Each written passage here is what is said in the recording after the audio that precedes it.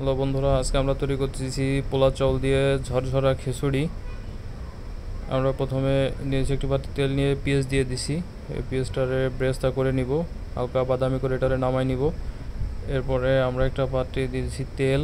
এই তেলে আমরা চিকেন ফ্রাই করে নিচ্ছি, এজন্য তেলের কালারটা এমন। এখন এই তেলটা গরম আমরা দিয়েছি পেঁয়াজ কুচি। এরপরে আমরা দিয়ে দিচ্ছি 2-3টা তেজপাতা। এরপর দিয়ে দিচ্ছি কিছু গরম মশলা আস্ত।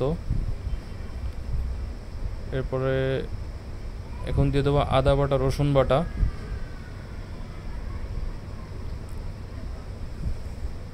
এখন দিয়ে দিচ্ছি একটু পানি, অল্প পরিমাণ। এখন এটারে ভালো করে নাড়ে একটু ফ্রাই করে নিতে হবে।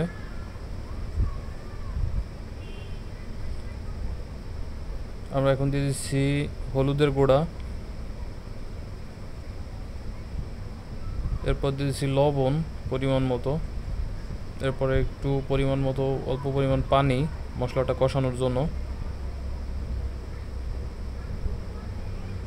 আমাদের কষানো হয়ে গেলে এরপরে আমরা আগে থেকে পানিরে গরম করে নিয়েছি। এরপর দিয়েছি গরম পানি, আগে থেকে গরম করে রাখা গরম পানি। এটা যখন ফুটতে শুরু করবে, এরপরে আমরা দিয়েছি কিছু কাঁচামরিচ।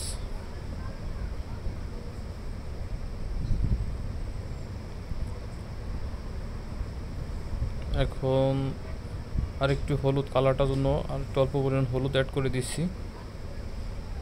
এরপরে আমরা দিয়ে দিচ্ছি স্বাদে ম্যাগি মশলা, স্বাদে ম্যাজিকটা অ্যাড করে নিচ্ছি।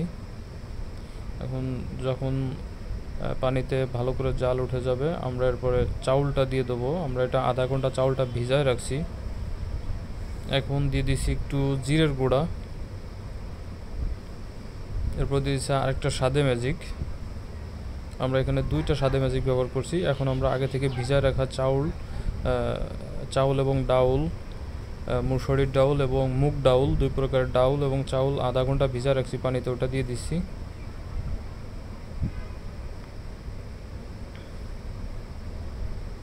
দিয়ে এরপর আমরা একটু লবণ টেস্ট করে নিচ্ছি, লবণ ঠিক আছে কিনা। একটু হালকা পরিমাণ লবণ অ্যাড করে নিচ্ছি, অল্প পরিমাণে। লবণটা খেয়াল রাখতে হবে যাতে বেশি না হয়ে যায়, আবার কম হইলেও স্বাদ ঠিক মতো আসবে না।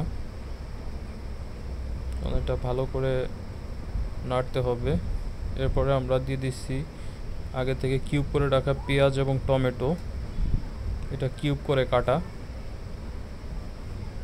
এটা দিলে সুন্দর একটা কালারও আসবে, টেস্টও আসবে।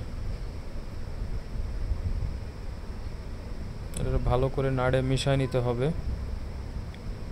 আমাদের খিচুড়িটা অনেক ঝরঝরা হবে এবং খেতে অনেক সুস্বাদু।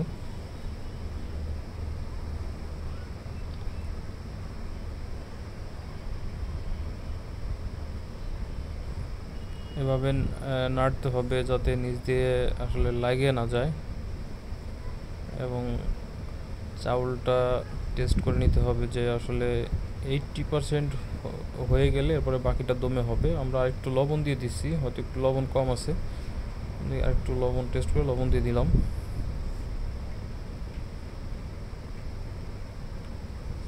এখন এভাবে নাড়তে হবে যে যাতে নিচ দিয়ে লাগে না যায়। চাউলটা যখন 80% হয়ে যাবে তখন ঢাইকে দমে দিলে বাকিটা হয়ে যাবে। আমাদের যে পানি আছে এটাই হয়ে যাবে, আর পানি অ্যাড করা লাগবে না, যেহেতু আমাদের খিচুড়িটা ঝরঝরে হবে। আমরা এখন এটা দমে দেবো। আমরা দমের জন্য এখন এটা রেডি করতেছি।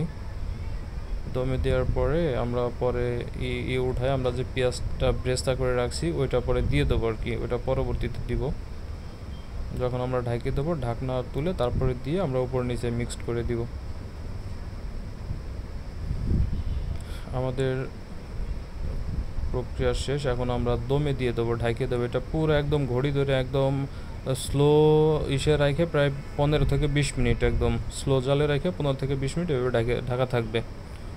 বন্ধুরা, অবশেষে হয়ে গেল আমাদের ঝরঝরা খিচুড়ি।